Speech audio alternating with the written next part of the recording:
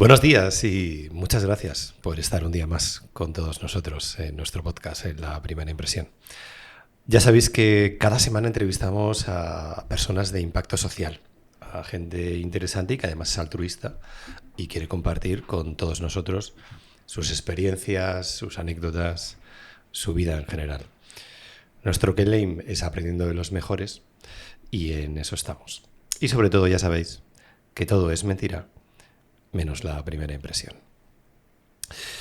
Hoy tenemos un invitado realmente interesante. Yo creo que tiene dos características, pero una de ellas me llama muchísimo la atención. La primera, por supuesto, es su currículum. Invito a la gente a que consulte su currículum porque me he quedado impresionado de la cantidad de cosas que ha logrado hacer en su vida. Y la segunda es que es una persona que yo definiría como que vive en una atalaya, en una especie de montaña en la cual invita a la gente más importante del mundo, más interesante, a que venga a su casa a contarle cosas. A mí me da mucha envidia, la verdad. Hoy tenemos con nosotros, en La Primera Impresión, al director general de la Fundación, Rafael del Pino, a Vicentes Montesgan. Vicente, ¿cómo estás? Muy bien, muchas gracias y además disfrutando ya de este encuentro con vosotros, ¿no? Para aprender, ¿no? Como me dijiste, ¿no? Bueno, vamos a aprender de ti hoy. No, y yo de vosotros siempre. Oye, lo primero que quería, antes de nada, porque yo conozco la Fundación, he venido alguna vez al auditorio, yo sigo, pero quería lo primero que contaras a todos los oyentes, ¿qué es la Fundación? Pues fíjate, la Fundación es una institución que pone en marcha Rafael del Pino y Moreno, el fundador del Grupo Ferrovial, ¿no? Que después de lograr muchísimos éxitos en su vida, como sabéis, ¿no? desde que empieza esa andadura en una pequeña oficina ya a finales de los años 50 en la calle Moreto, ¿no? Sí. Desde ese pequeño despacho, ¿no? Y que va evolucionando hasta convertirse en una de las grandes gestoras de infraestructuras en el mundo, ¿no? Que le iba a decir a la reina de Inglaterra que el día que inaugurara la Heathrow 5 tendría que saludar el primero al hijo de Rafael del Pino, actual presidente de Ferrovial. En un momento dado, él decide y anuncia además en una asamblea, que es muy curioso cómo lo hace, ¿no? Llega a una asamblea, una junta de accionistas y dice, me han ofrecido otro trabajo y lo he aceptado, ¿no? Esto que lo diga el presidente y propietario, pues es chocante, ¿no? Y lo que estaba era escenificando un poco el que pasaba el testigo a su familia del grupo y él ponía en marcha un nuevo proyecto emprendedor a los 80 años, ¿no? Que es precisamente esta fundación. ¿Con qué objetivo? ¿No? Durante toda su vida nuestro fundador pues, había visto la importancia que tiene disponer en nuestro país de líderes con la formación oportuna, con las capacidades para poder impulsar grandes proyectos, ¿no? Que nos empujen en la senda de la prosperidad en el país, ¿no? Y además en todos los ámbitos, no solamente en el ámbito de la empresa, en el ámbito del tercer sector, en el ámbito de la función pública, en todos los ámbitos, en la ciencia, en la academia, ¿no? Entonces, con esa inquietud de contribuir a formar a los dirigentes actuales, pero también a los futuros, ¿no?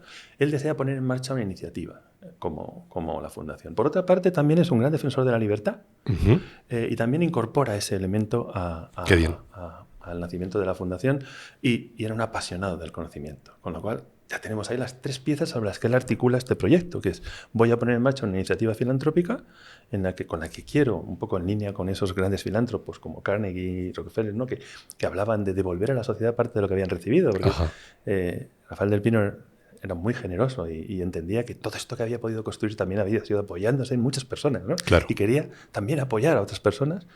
Decide poner en marcha la Fundación, la OTA Independencia, la OTA Don Capital, con idea de contribuir a formar a los dirigentes españoles actuales y futuros, defender la libertad y difundir el conocimiento. Con lo cual, como veis, tenemos un poquito de trabajo.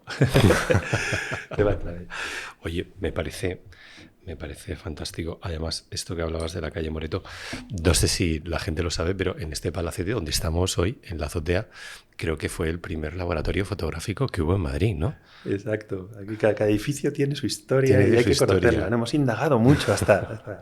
Este edificio lo mandó construir un empresario de Birmingham que se instala en España a principios en 1904 o 1905.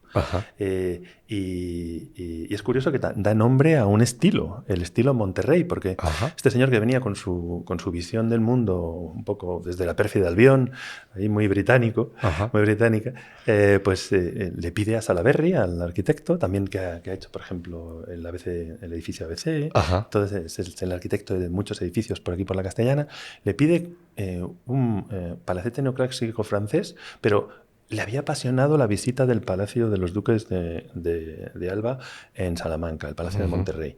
Y quiere que haga un revisionismo de este palacio. Entonces él construye como veis, cuando se visita el palacio, encantados de enseñárselo a quien desee verlo y tal, un palacete francés con arriba una réplica del Palacio de Monterrey de los Duques de Alba, ¿no? Y crea un estilo que se llama estilo Monterrey, ¿no? Que no en la sabía, arquitectura. No bueno. Y entre las historias que tiene el palacio está precisamente también que era un apasionado de la fotografía. Anda. Entonces, en ese momento decide montar en la torre del palacio, justo la Torre Monterrey, ¿no? Decide montar lo que fue el primer laboratorio fotográfico privado de Madrid. Qué maravilla. La verdad es que es un sitio impresionante. Te quería preguntar por toda esta gente que traéis a la fundación. Sí. Oye, me da una envidia tremenda, es gente interesantísima. Bueno, la gente tiene las conferencias en vuestros canales digitales. Dime 3 personas o alguna que te venga a la cabeza que últimamente te haya impresionado, la cual cuando ha venido te ha dejado pensativo. Sé que debe ser muy, muy complicado, porque es que yo cada vez que escucho una conferencia vuestra me quedo días pensando, digo, oye, qué gente más interesante, y ese contacto que tenéis con ellos, ¿cómo es? Dime un poco cómo alguien que te haya impresionado y cómo ha sido el contacto con él. Sí, pues fíjate, la verdad es que uno de los privilegios de trabajar en la Fundación es precisamente que tienes acceso a este tipo de personalidades. Claro. ¿No? Que también, evidentemente, tenemos acceso a través de los eventos. Cualquier persona puede participar en los eventos, los abrimos a todos los canales, los retransmitimos por LinkedIn, por YouTube, por Facebook, por nuestro canal de televisión, por YouTube, por todas partes. Pero es cierto que, claro, el privilegio nuestro es que les recibimos, convivimos con ellos durante el tiempo, ¿no? Y podemos llegar un poquito más a profundis en la persona, ¿no? Y la verdad es que, claro, decir quién de las casi, no sé, 400, 500 personalidades que han dado conferencias magistrales aquí es muy difícil, ¿no? Cada uno tiene sus inquietudes, ¿no? Y evidentemente pues le llegan más unas personas u otras, ¿no?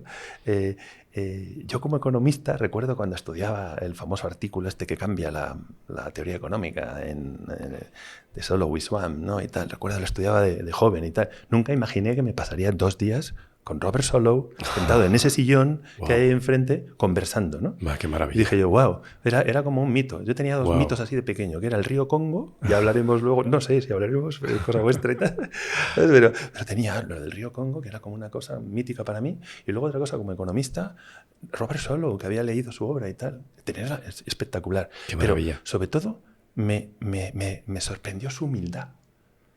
Fue ¿De verdad? No, absolutamente, ¿no? Y es algo que ha ocurrido con otras personas, ¿no? Es una característica de la gente brillante. Sí, fíjate, sí, de muchos, ¿no? Qué bueno. Hay otro caso que me sorprende mucho, que además es una persona muy conocida, Paul Krugman, ¿no? Ajá. Paul Krugman, que ha venido afortunadamente, hemos tenido varias ocasiones en la Fundación. Es curioso, tenemos un encuentro, una reunión intermedia en su estancia aquí, y me pide que le acompañe, yo le acompaño en un taxi, ¿no? Ajá. Un atasco en Madrid memorable. Yo no he visto otro atasco en mi vida. Claro, por supuesto, llegamos 1 hora tarde. Ajá.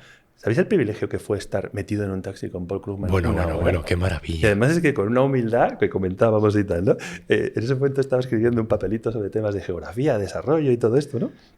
Entonces, claro, digo yo, pues le voy a hablar de lo mío, ¿no? Claro. Puestos, ¿de qué hablamos? Ya llega un momento en el que ya hemos hablado de las elecciones americanas, de todo esto y tal, y dices tú tal, y le empiezo a preguntar, y el mismísimo Paul Krugman, que acuñó todo el tema de la geografía y desarrollo, me mira y me dice, bueno, yo he hecho algunas aportaciones en este sentido y tal. Y le digo yo, pero no, si era yo quien le estaba contando un rollo, ¿no? O sea, es curioso cómo encuentras esa humildad, ¿no? En otras personas. Una empatía, una inteligencia emocional. Por ejemplo, Joseph Stiglitz también, una inteligencia emocional, una fuerza, ¿no? Francis Fukuyama, por ejemplo. Ajá. Francis Fukuyama transmite bondad. Qué bueno. Ves todos estos valores y no podemos tener la ocasión de vivir mucho tiempo con ellos, pero es que en 1 o 2 días tienes la oportunidad de percibir un poquito, tener esa primera impresión que manda tanto en la relación con las personas, ¿no? Entonces, va un poco por ahí, pero yo sí destacaría la humildad. O sea, cuanto más arriba estás en el púlpito del conocimiento, es curioso como, no sé si precisamente esa idea de que cuanto más sabes te das cuenta que sabes menos y te domina un poquito. Solo sé que no sé nada. Es curioso, ¿eh? No sé si es por eso. Oye, me parece muy interesante, porque muy poca gente, lo he dicho al principio, muy poca gente tiene la oportunidad como tú de poder relacionarse con este tipo de gente y sacar alguna conclusión sobre cómo son como personas, ¿no? Porque siempre conocemos su conocimiento, pero es verdad que es mucho más complicado pues saber cómo son como personas y saber que es gente humilde y que además también tiene la característica de la bondad, que es gente bondadosa, nos parece fantástico. O sea, me parece muy, muy, muy interesante. Hablando de libertad, que lo has contado antes, ¿cómo valoras la libertad a día de hoy pues en Europa y en el mundo? ¿Crees que hemos avanzado o estamos retrocediendo desde un punto de vista del disfrute de la libertad en la sociedad actual? Fíjate, a mí esto es algo que me preocupa porque en esto nuestro fundador, como he dicho, era una persona que era un amante de la libertad y un defensor de la libertad, ¿no? Nunca hay que pensar que hemos agotado todo nuestro esfuerzo en la defensa de la libertad. Porque además, cuando analizamos los 2 grandes problemas que tenemos en nuestro tiempo, que es la lucha contra la pobreza y contra la tiranía, realmente el principal activo que tenemos es el ejercicio de nuestra libertad y la defensa de la libertad, ¿no? Entonces, sí que es cierto que en lo que a la libertad se refiere, todos ahí nos movemos entre esa naturaleza humana que tiene esas tendencias ácratas, ¿no? Pero también entendemos que de alguna forma tenemos que ser capaz de dominarnos también en alguna medida por ciertas tendencias coercitivas que nos permiten vivir en sociedad, ¿no? Sí. Entonces, claro, ¿dónde logramos ese equilibrio, ¿no? Y cómo jugamos en ese equilibrio entre lo que serían las 2 tendencias que menciono, un poco por resumirlo en una frase, ¿no? Ahí es donde está el problema, ¿no? Entonces, sí que es cierto que después de la Segunda Guerra Mundial, pues hubo ese gran acuerdo que fraguó en el vínculo transatlántico, en lo que llamamos el orden liberal, que es un espacio además en el que yo creo que, siempre lo digo, ¿no? Y además es que todo el mundo asiente con la cabeza, ¿no? En el que nos encontramos la mayoría de los ciudadanos, ¿no? Que es el espacio de la defensa de la libertad, la democracia y los derechos humanos, que es lo que subyace a ese orden liberal que surge de la posguerra, ¿no? Y es cierto que no sé si lo hemos vendido mal, no sé qué ha ocurrido, pero es cierto que en un momento dado empiezan a girar las tendencias, empieza a cambiar la sociedad y nos encontramos con que lo hablaba con el propio Fukuyama, ¿no? Decía, profesor, le tendrán a usted absolutamente breado con el tema de que el mundo, de que la historia ha terminado, que ya solamente, digamos, ha prevalecido el modelo del orden liberal, o sea, que ya... Y dice, sí, pero no me entendieron, ¿no? O sea, me decía Francis Fukuyama, ¿no? que no le habían entendido, no le habían interpretado bien, ¿no? Y tiene un argumento muy sólido para defender que en realidad en ese momento sí que es cierto que la historia había terminado, porque había habido como una especie de triunfo del orden liberal. Pero luego nos encontramos que tenemos que estar enfrentándonos continuamente a shocks que condicionan ese entorno y que este orden y esos valores que teóricamente eran asumidos por todos, pues empezamos a ver cómo poco a poco van desmoronándose, ¿no? Entonces, ¿por qué? Pues probablemente porque no somos capaces de gestionar esa brecha entre realidad y percepción, entre estadísticas y sentimientos, ¿no? Y hay momentos críticos que en los procesos de transición en los que, por ejemplo, crisis de 2008, ¿no? Eso generó una demolición de expectativas de una gran parte de la población, incluida la clase media, que había estado un poco ajena a los grandes shocks que se habían vivido. Entonces, claro, ¿cómo gestionar esa brecha que se produce entre, como digo, estadísticas y sentimientos, ¿no? Porque cuando analizamos, por ejemplo, cuando vino el profesor Norberg, ¿no? Norberg ha hecho un análisis de perspectiva histórica, Hausmann también lo hizo en la fundación, lo hizo Oded Gallor, ¿no? También hace muy poco, hace pocos meses, ¿no? En su conferencia magistral, ¿no? Cuando se analiza en perspectiva histórica, ¿no? Se ve que realmente no hemos hecho más que mejorar. Y de hecho, un enorme académico que tenemos en España, que tenemos el privilegio de que sea catedrático Rafael del Pino, Leandro Prados de la Escosura, acaba de publicar una obra en Cambridge University Press en la que también pone negro sobre blanco lo que ha sido la evolución histórica en términos de desarrollo humano, de libertad y de todo. Claro, la conclusión que se saca es que, y esto hay que matizarlo, porque esto yo entiendo que genera en estos momentos una reacción, es que nunca hemos vivido una situación mejor en el mundo, ¿no? Es cierto que, como decías, estamos viviendo una involución en algunos países, una vuelta a modelos autárquicos, la población empieza a reivindicar más regímenes más autoritarios. Yo me quedé impresionado con el trabajo de Monk, del profesor de Harvard, que decía que casi más del 32-35% de la población americana empezaba a reivindicar un régimen más autoritario en Estados Unidos. En alguna conferencia aquí he escuchado gente que dice que las sociedades a día de hoy, que son más dogmáticas, más con menos libertad, están siendo más felices incluso. He escuchado este argumento alguna vez, en contraposición con Antonio Garrigues, que obviamente defiende lo contrario. Todo lo contrario. Recomiendo un diálogo que tenemos en nuestra plataforma entre Antonio Garrigues y Juan Luis Arzuaga, ¿cierto? O sea, el humanista y el antropólogo, que es espectacular, ¿no? Cada uno en su perspectiva, uno viéndolo desde el mundo. Creo que lo he visto. Creo que en su día, Antonio Garrigues y también Arzuaga, pues dan para muchísimo. Pero, de hecho, no sé si ahí se habla del precio de la libertad. Si realmente, ¿cuál es el precio a día de hoy que estamos pagando? Porque hay mucha gente, insisto, que dice que estamos perdiendo libertades. ¿Tú cómo lo ves? ¿Crees que sí o crees que no? Yo creo que sí que hay un proceso en el que, a ver, hay una clave ahí en el trasfondo de todo, que es el miedo en las sociedades contemporáneas. Si no somos capaces de gestionar el miedo, vamos mal, ¿no? Y no estamos siendo capaces de gestionar el miedo. Lo podemos llamar de otra forma. Podemos hablar de perspectivas, expectativas sociales ante todos estos shocks que generan una enorme incertidumbre. Yo lo llamo miedo, ¿no? Tenemos miedo y evidentemente eso provoca una reacción. Y esto nos lleva digamos, a detener ese proceso de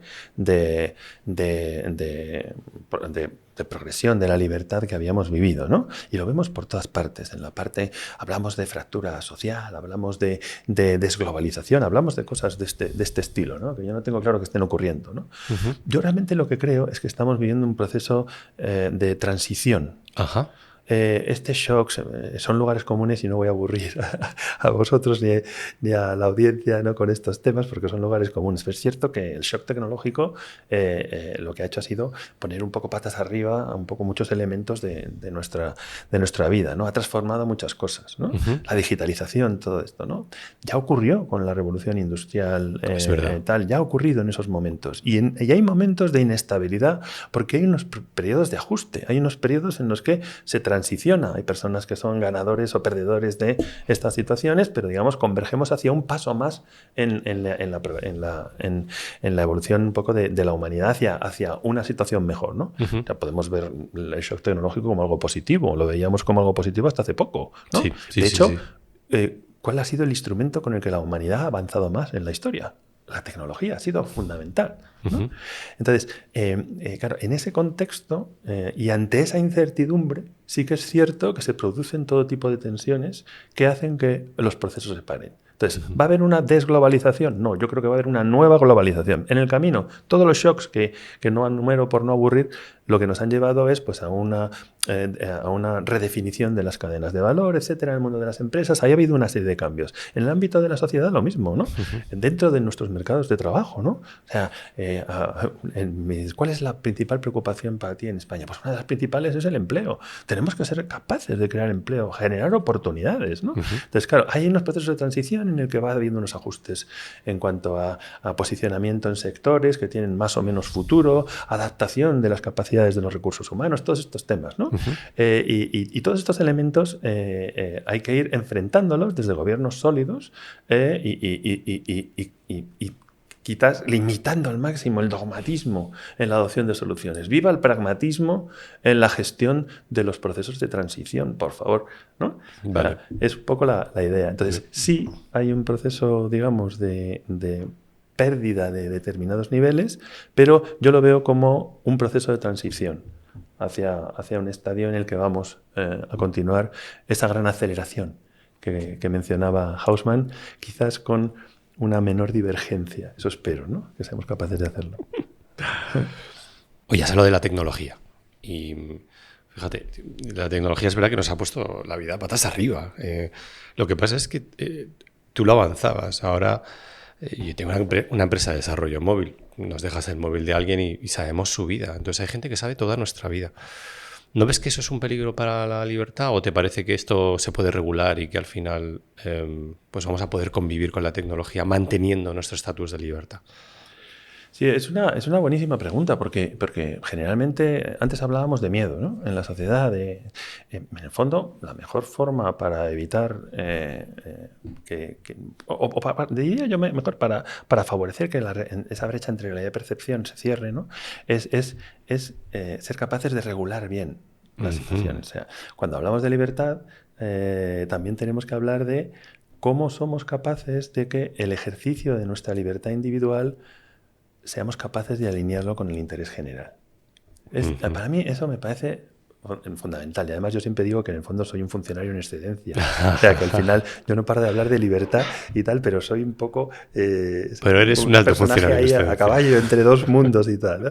Entonces, en la obra esta, El pasillo estrecho de Robinson y Acemoglu, ¿no? que comenta cómo es importante tener un Estado fuerte, pero también una sociedad civil fuerte, de forma que en esa lógica de balance el pasillo estrecho por el que transita la libertad sea lo más amplio posible, ¿no? Entonces, comentas el tema del precio de la libertad, el coste de la libertad. Yo creo que realmente lo que tenemos que hacer, un poco siguiendo a Baumol, Baumol decía, hay que ser capaces de generar espacios de libertad. El hombre tiene que ser libre, ¿no?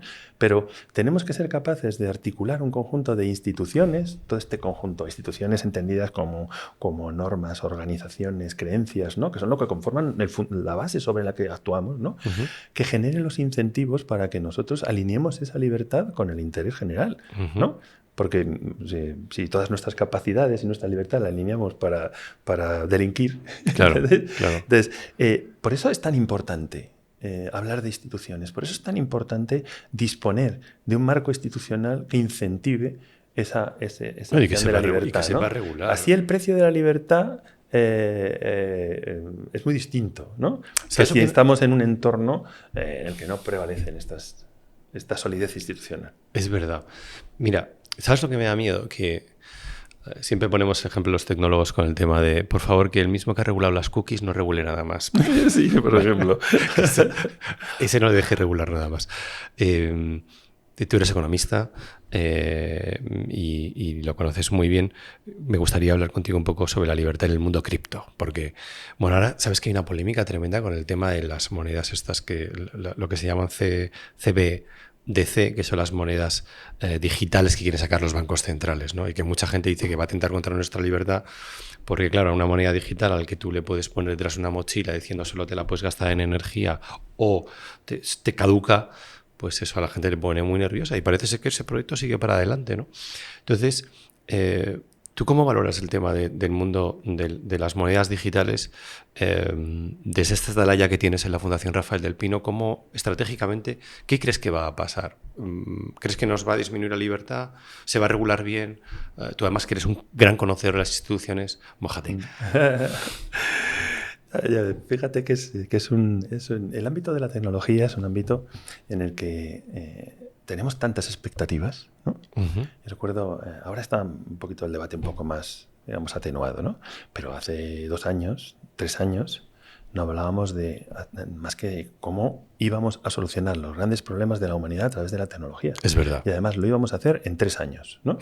Claro, todo este tema de la disrupción, ¿no? Además en la fundación, nada más nacer la Singularity University en California, sí. Esta universidad que montó Google y la NASA, sí. Pues aterrizamos por ahí, ¿no? Entonces, el primer año ya estábamos ahí con un acuerdo con ellos, impulsando a los candidatos españoles que iban a Singularity University, con lo cual caímos en ese espacio de disrupción brutal que se generó en ese principio de esta institución. institución. Ahora ya no mantenemos esta relación, pero en ese momento estábamos ahí, ¿no? Y claro, las expectativas que había en ese espacio de solucionar todos esos problemas que tenemos delante a través de la tecnología eran enormes, ¿no?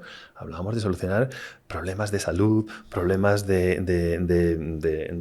articulación social, problemas de miles de problemas en muy poco tiempo, ¿no? Y soluciones definitivas para encontrando nuevas fronteras de la innovación mucho más allá de donde imaginábamos, ¿no? La realidad es que estamos ante una verdadera revolución, pero no es tan diferente de la que ya vivimos. Yo recuerdo que en un artículo que me pidieron en el Colegio de Economistas, para la revista Economistas, me puse a pensar en estas cosas, ¿no? Y busqué referencias de cómo se había producido, cómo habían evolucionado las principales variables en la época de la electrificación, ¿no? Oye, es espectacular ver cómo la curva de productividad se pega, en el caso de la electrificación, a la de la digitalización. ¿Ah, sí? Y dices tú, wow, oye, a ver si va a ser que esa disrupción brutal, ¿no? Que sí, es disruptiva la tecnología, todo esto es... a ver si no va a tener un comportamiento tan radical, ¿no? Entonces ahí empecé a preguntarme, y voy a las cripto, ¿no? Y a todos estos elementos, temas de red, articulaciones en red, articulación no jerárquica, imaginaros, o sea, pues por lo que hemos hablado, pues entendéis que todo lo que es la articulación social y la libertad individual para mí es fundamental. Claro. Entonces, claro, yo lo que vi en esas reuniones con la Singularity y también en MIT y en otros programas que tenemos, yo lo que decía, wow, esta es la oportunidad para favorecer una articulación de la sociedad en un movimiento de abajo arriba, que generando incentivos a que en el ejercicio de la libertad individual nos alineemos con el interés general. Lo vi claramente. Y la tecnología nos lo podía dar. Incluso hicimos algún intento de generar alguna tecnología que nos permitiera hacerlo. Ahí seguimos todavía, ¿no? Pero claro, cuando me puse a ver un poco en perspectiva y viendo tal, y analizando un poco la historia, porque qué bueno esto que decía nuestro fundador, ¿no? De que para comprender el futuro para proyectar el futuro hay que entender bien y conocer bien la historia, ¿no? Entonces, claro, se ven muchos procesos disruptivos en la época de la electrificación y también en otras revoluciones anteriores, a lo mejor no tan rápidos y no tan globales, ¿no? Pero sí se ven, ¿no? Y en el caso de las cripto, yo creo que es un espacio tan abierto. ¿Qué va a pasar, no? Que va a haber actores que van a desaparecer, otros que van a aparecer. Va a haber países que van a regular bien, van a haber países que van a regular mal. ¿Que las cripto han llegado para quedarse? Sin duda. ¿Que las cripto terminan siendo una alternativa absoluta no solo a los bancos centrales, sino a cualquier sistema y tal? No lo tengo claro. Yo creo que un poco en ese análisis de la historia lo que vamos a tener son sistemas en los que van a convivir absolutamente todos y que el espacio de la regulación nunca va a dejar de estar. ¿Por qué? Por lo que decía antes, recordemos de nuevo a Baumol, ¿no? Es importante tener un marco institucional, el Estado de Derecho, la ley, ¿no? Claro, sí, es importante, claro, ¿no? Incluso para los defensores de la libertad, ¿no? Entonces, yo creo que como digo, ¿no? Yo creo que está pasando un momento difícil en el mundo cripto, pero el mundo cripto ha venido para quedarse. Habrá estándares que se materializarán y tendremos que ver en qué medida la regulación permite que esos estándares nos lleven a una situación mejor que la anterior, porque también sabemos que hay criptos que se utilizan para otras cosas, sí, ¿no? eso es bueno, y sí. siempre hay ser humano, estas cosas en medio, ¿no? ¿Sabes? Siempre ser humano, que son las menos, ¿no? Pero sí, ocurren, ¿no? Con lo cual esa regulación sí. es importante, ¿no? Creo yo. Sí, es el ejemplo de la energía nuclear, ¿no? Que Exacto, hay gente mismo. que la utiliza de forma torticera. Claro, ahora va a terminar siendo hasta parte de la Carta Verde de la Unión Europea, ¿sabes? Sí, o sea, como verdad. el gas, o sea, que dentro de poco, y todo depende, ¿no? Digo, un día inolvidable de la Fundación Rafael del Pino, algo que dentro de unos años te vas a quedar con ello, un día que lo tienes marcado como un día especial. Fíjate, pues fue el día que juntamos a la pequeña familia de la Fundación, que fue con el 20 aniversario. Ajá.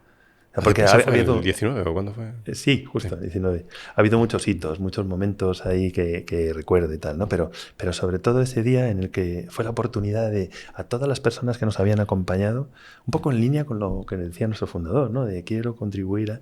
Pues todas las personas que nos habían acompañado las intentamos juntar, ¿no? Ese rato saludando a personas que desde 2001 habían estado colaborando en las iniciativas de la Fundación fue espectacular, ¿no? Fue un momento de gran satisfacción. Sí. ¿Cómo van a ser las ciudades del futuro? ¿Habéis hablado de esto alguna vez? Y hay gente que nos lo ha preguntado alguna vez.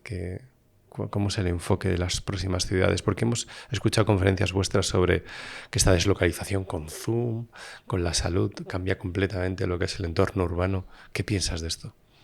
Fíjate, hemos tenido el privilegio de tener a personas que, como mencionas, pues que conocen bien estos temas, ¿no? Pero también la otra ventaja de la Fundación es que tocamos la ciudad en la que estamos y las ciudades en las que actuamos, ¿no? Yo creo que en una mezcla de todas las sensibilidades que recoges de estas personalidades y un poco y de nuestros seguidores, nos damos cuenta que hay procesos que afectan a cómo van a ser las ciudades que no van a parar, ¿no?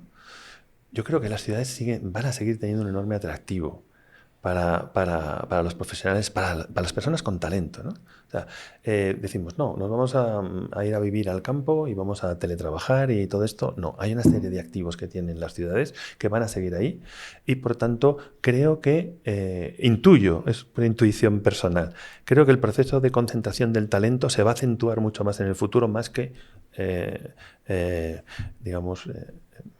iniciar una senda en sentido contrario, como además se defiende un poco analizando las tecnologías que nos van a permitir poder tener una relación con el trabajo distinta, ¿no? Porque hay una serie de activos que hacen que te guste estar en un lugar en el que confluyen una serie de actividades y de iniciativas que te dan acceso a personas, ¿no? Que son muy interesantes, porque fijaros, en la revisión de la Fundación y de nuestra actividad, cuando dimos el gran paso hacia la digitalización y también imbuidos un poco en esa lógica que decía antes de disrupción, parecía que lo íbamos a cambiar todo, enseguida nos dimos cuenta que estábamos perdiendo valor en algunas actividades que hacíamos. ¿En cuáles? En aquellas que habían pasado de ser presenciales 100% a digitales. Dijimos, ¿qué está pasando aquí? La experiencia, el contacto. Claro. Hemos vuelto atrás, todo lo que hacemos es híbrido y siempre que podemos es presencial, porque no es igual. No, menos al final, y un poco lo digo en términos de nuestras actividades, pero eso también habla de lo que hacemos en nuestra vida cotidiana, cómo disfrutamos los fines de semana, con quién nos juntamos, dónde están estas personas, dónde están los hitos que nos gusta. Que yo creo que vamos un poco en esa senda. Oye, quería preguntarte, para que me definas brevemente, cómo debe ser el líder de este nuevo siglo. ¿Cómo lo ves tú desde el punto de vista de esta atalaya que tienes en la montaña y de toda la gente que conoces? Dime las características brevemente del líder de nuestro tiempo. ¿Cómo debería ser ese liderazgo?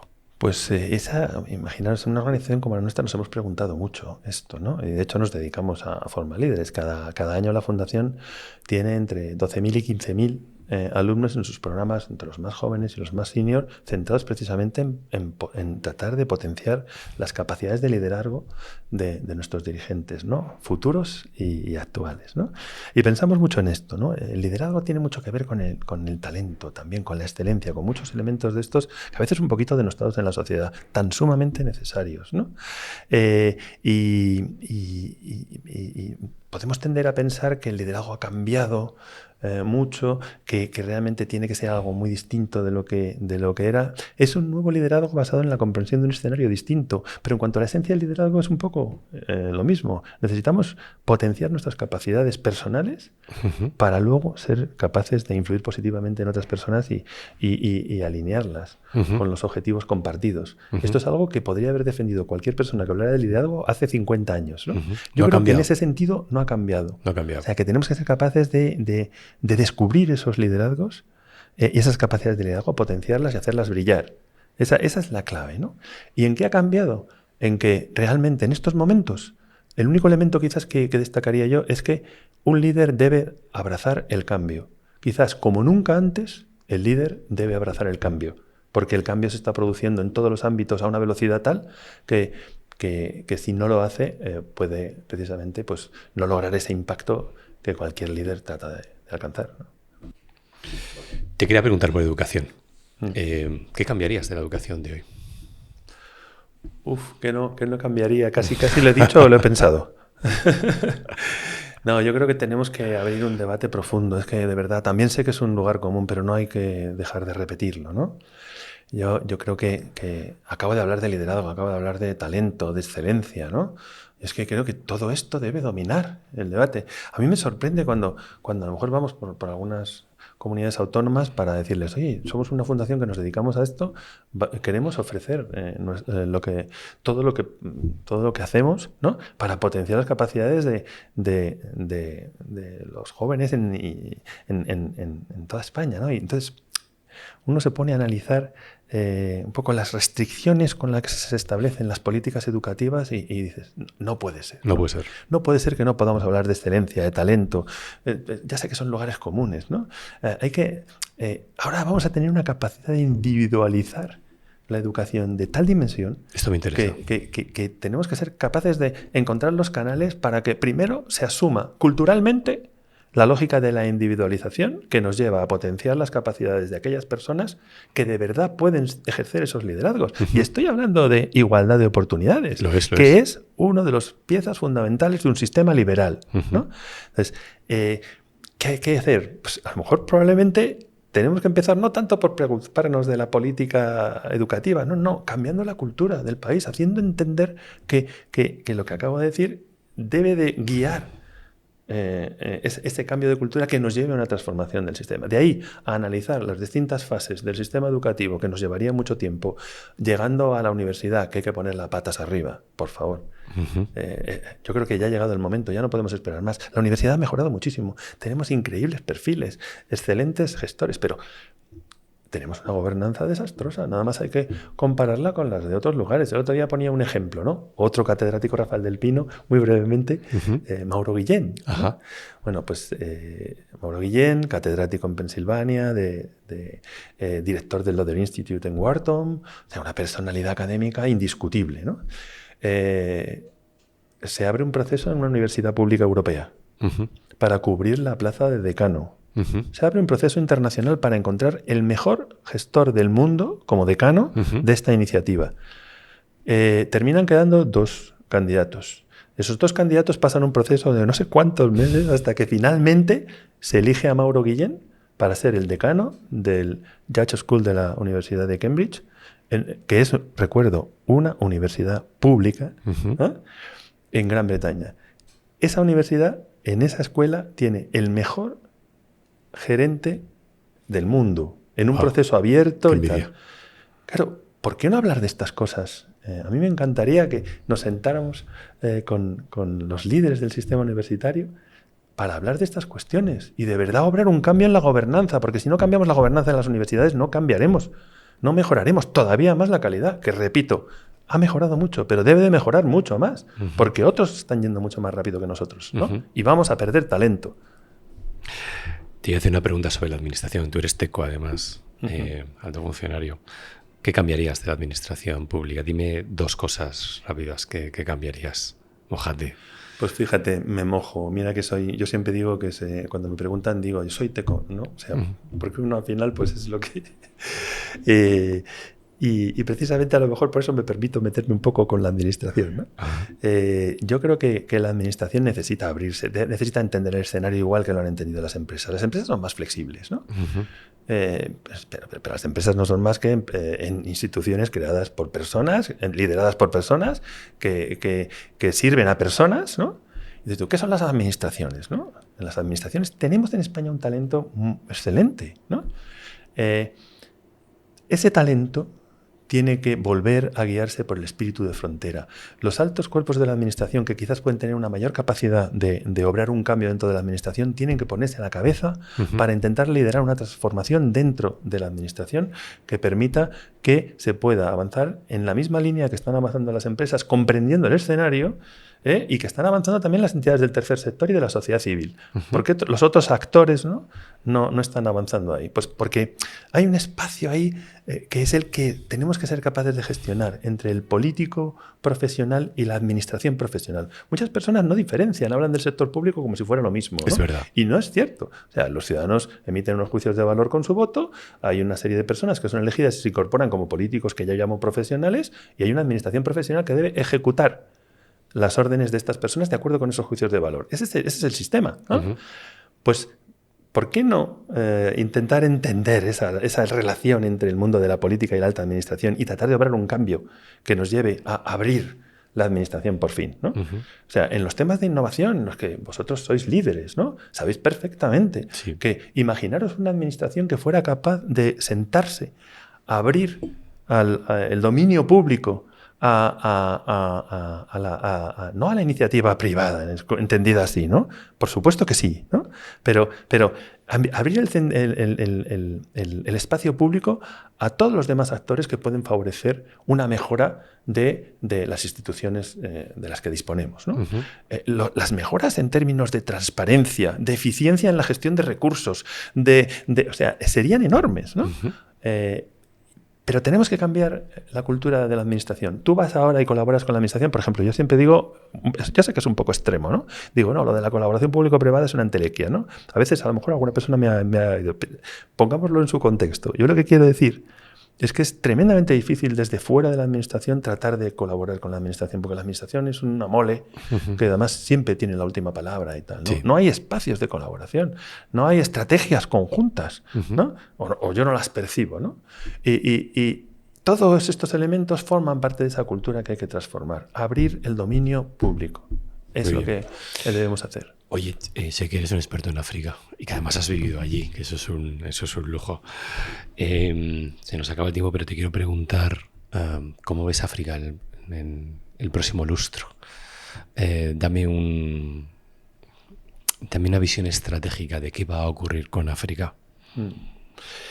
La verdad es que siempre vemos a África, hasta hablamos de la Dumi africana, ¿sabes? Sí. Hasta libros escritos hablando de la Dumi, como si fuera un continente descolgado de la globalización, como si estuviera fuera, ¿no? Claro, cuando has vivido 5 años, ¿no? allí, has estado compartiendo con los ciudadanos sus inquietudes, su visión desde un continente tan sumamente heterogéneo. Hablamos de África. O sea, yo no soy capaz de hablar de Angola sin hablar de 12 realidades, ¿no? Claro. Dentro de son tan heterogéneos estos países como los países europeos, ¿no? Pero sí que tendemos un poco a hablar en clave de Dumi, ¿no? Como si fuera un espacio, homogéneo y desconectado, ¿no? No tiene nada que ver con esto, ¿no? En África hay casos de éxito y casos de fracaso. Muchos oyentes sabrán que si analizamos los países con mayores tasas de crecimiento de los últimos 5 años, es fácil. En The Economist te lo bajas y lo ves. 6 son africanos. Toma. O sea, que se está produciendo una sustitución de la lógica esa. Todos recordamos esos años 90, primeros años, la primera década del siglo, ¿no? En la que seguíamos todavía imbuidos en que Asia ha cambiado, es el final de la era de Occidente, el centro económico se va a mover hacia el Pacífico, todo esto, ¿no? Ojo que el movimiento se está generando ahora en otro sentido. ¿Por qué? Porque África empieza a tener cada vez un papel mucho más relevante, ¿no? Es que hay datos demoledores. La Unión Europea en sus estudios, por ejemplo, el último estudio de proyecciones que hizo ya situaba a Nigeria con la misma población de toda la Unión Europea en 2060. Wow. O sea, dentro de nada, un solo país de África subsahariana tendrá la población de toda la Unión Europea. Madre mía. Entonces, claro, hay enormes... hay casos de éxito cuando se hacen, por ejemplo, con la profesora Medina desarrollamos un índice en una pequeña iniciativa que tenemos que se llama Liberdom, de fortalecimiento institucional, y analizamos qué países estarían en el ranking de países con con unas instituciones más sólidas que crean unas condiciones mejores para el futuro y el desarrollo. Pues ya aparecen países africanos, Botsuana, otros países, ¿no? Que aparecen allí. Dices tú, claro, no tiene nada que ver la situación que hay en el Congo Democrático, que viví tan de cerca personalmente, ¿sabes? Con la situación que se vive en Botsuana, en Sudáfrica, o con la que se vive en Senegal, ¿no? Yo creo que vamos a ver, no un renacer de África. África está ya liderando en muchos ámbitos. Además, hay una cosa que siempre, después de vivir años allí, a mí me llamaba la atención cómo en muchos de estos países la telefonía móvil estaba más desarrollada que en Europa. Y yo decía, ¿por qué habrá pasado esto? Claro, es que la telefonía fija no existía porque no había... Claro, todo el desarrollo en la frontera... Móviles, exacto. El tema, que no, siempre hablamos del pastor keniata, pero no hablamos de los empresarios en Zambia o en Angola o en todos estos países, ¿no?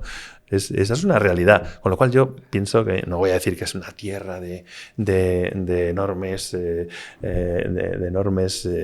oportunidades y tal. Yo creo que va a haber muchas oportunidades en todo el mundo y que, como decíamos antes sobre la tecnología, que nada es como lo vemos en ese momento del shock inicial. Lo mismo pasa con África. No hay una dumia africana, hay casos de éxito y también problemas graves como los de todos los que rodean el entorno del Congo Democrático, que ahí hay un problema grave. Y en cuanto a oportunidades para la población africana, que es lo que importa, yo creo que cada vez va a haber más oportunidades, ¿no? de poder disponer de estados de derecho más sólidos que permitan un desarrollo real y una dotación de oportunidades reales para sus ciudadanos. Muy bien, Vicente, 2 preguntas más que tengo. Tengo una curiosidad. ¿Habéis abierto el polideportivo ya? ¿Habéis un polideportivo nuevo? Sí. Este es un proyecto precioso, además, que en vida del fundador se puso en marcha, ¿no? Él quería contribuir a una persona que trataba siempre de entender cómo se podía avanzar para solucionar, como decíamos antes, grandes problemas, ¿no? De la humanidad. Y cuando tuvo el accidente y tuvo un problema de lesión medular, se dio cuenta de que los mercados no estaban ofreciendo suficientes tecnologías, que no había dotaciones de infraestructura suficientes, y una serie de elementos. Y quiso dotar un presupuesto especial para solucionar estos problemas, ¿no? Y entre ellos estaba la creación del primer centro de alto rendimiento deportivo para deportistas paralímpicos, un espacio de inclusión a través del deporte que construimos en los terrenos del Hospital Nacional de Parapléjicos de Toledo, ¿no? ¿Y está operativo ya o no? Ahora estamos cerrando el acuerdo para que antes, esa es nuestra ilusión, antes de la Navidad podamos lanzar ese que va a ser una infraestructura vinculada a la Junta de Comunidades de Castilla-La Mancha y al Consejo Superior de Deportes, que va a tener un papel importante para potenciar desde España el deporte paralímpico y de esta forma pues también contribuir a esa integración a través del deporte y al cambio de cultura en cuanto al tratamiento de la discapacidad. Qué bien. Qué proyecto muy bonito. Oye, le preguntamos, para cerrar, le pregunto a todos nuestros invitados y a nuestras invitadas que nos recomienden un libro o una película para este fin de semana. Mójate, alguno que además tenemos unos días que yo creo que la gran noticia es que creo que va a dejar algún día de llover, así que dinos alguno, un libro y una película. Pues fíjate, yo recomendaría El pasillo estrecho, lo he mencionado antes, me parece muy importante, ¿no? Es un análisis tan profundo de por qué realmente es importante contar con una fuerte sociedad civil para poder ampliar el pasillo estrecho por el que circula la libertad. Y está tan bien escrito que la verdad es que lo recomiendo, ¿no? Y sobre películas, os confieso que no eres cinéfilo. No, me encanta el cine, pero la verdad es que no he seguido las últimas producciones. No sabría cuál.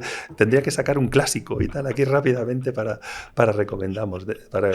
A mí me encanta ver los clásicos, ¿no? The Big Sleep, por ejemplo. Este fin de semana ver The Big Sleep, ¿no? Venga, nos quedamos entonces con ella. Oye, pues hasta aquí hemos llegado en el programa de hoy. Se nos ha pasado rapidísimo, la verdad, el tiempo. Ha sido un placer tenerte en la primera impresión. ¿Has estado a gusto? ¿Has estado bien? No, absolutamente. Un privilegio para mí, como siempre. Me alegro muchísimo. Ya sabéis que el programa está patrocinado por la Asociación Española de Directores de Recursos Humanos, por el periódico RH Digital y por Eventelin. Nos vemos, pues yo creo que si podemos la próxima semana, y si no será ya después de Navidades. Hasta el próximo programa. Gracias.